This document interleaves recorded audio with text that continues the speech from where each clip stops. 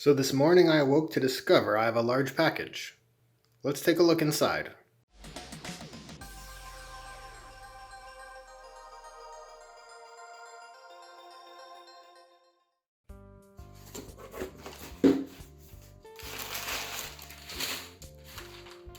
It's my order from Death Ray Designs. Just let me get this on the table. And here's how their product looks on arrival. As you can see, it's nicely packaged. I ordered the 2 corridor bundles and the ruined walls section. And these must be the paint templates, and I'm eager to try these out. And this is something I didn't order at all. Thanks for being awesome. Here's a little something on the house.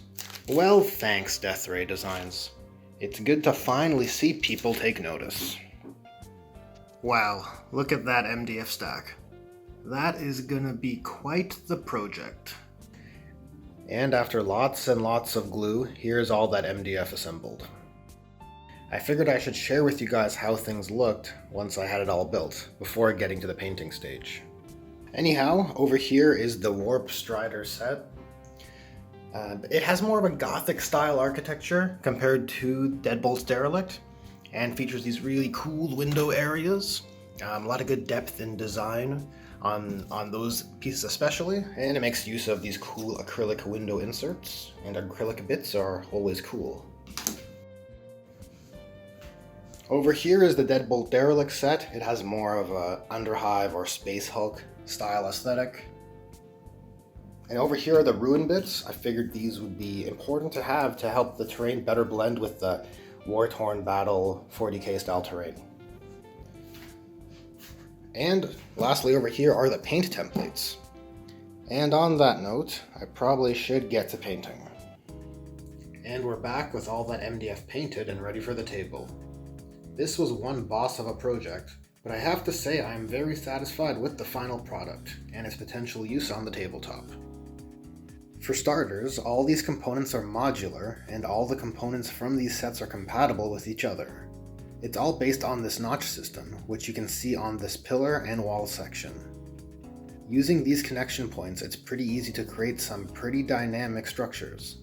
And as you can see, the geometry here has a superior sense of depth compared to most MDF kits.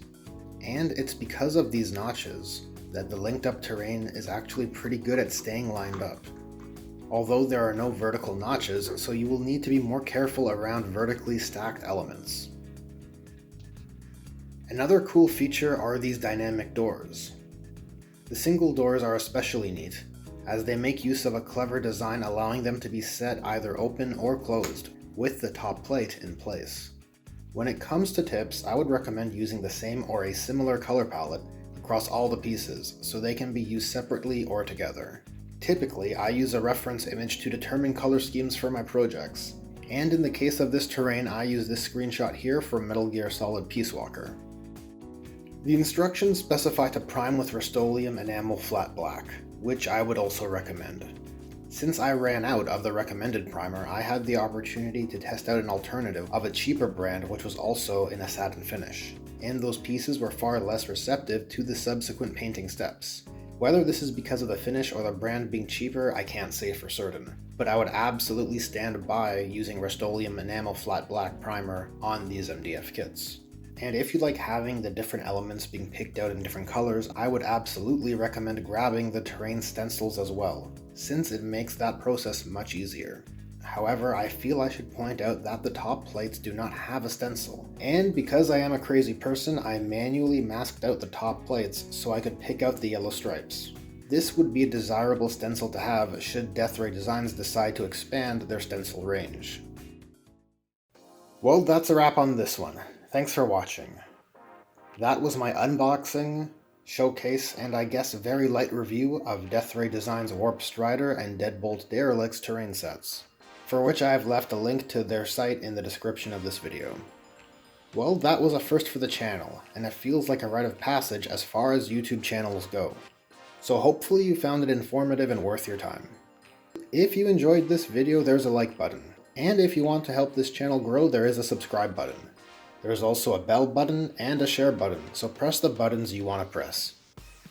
Thanks again for watching, and I'll hope to see you guys in the next one.